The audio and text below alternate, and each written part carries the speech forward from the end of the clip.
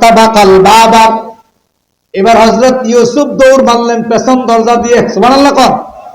এবার একটু কল্পনা করেন তো দেখি, একজন নারী একজন পুরুষ দুজনে কথাবার্তা এতক্ষণ হয়েছিল, যখন ইউসুফের দিকে অগ্রসর হলো, ইউসুফকে ধরতে যাবে, ইউসুফের কাছাকাছি চলে গেল, হযরত ইউসুফ পেছন দিকে দরজা দিয়ে দৌড় মারলেন। আল্লাহু আকবার।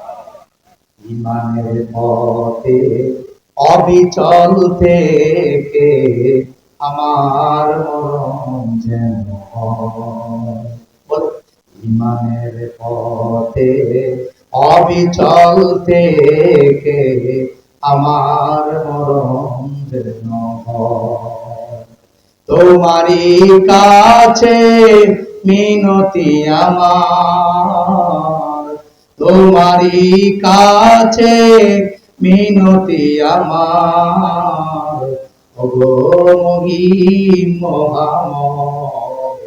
ইমানের পথে অবিচল থেকে আমার মরণ যেন হয়। সুবহানাল্লাহ।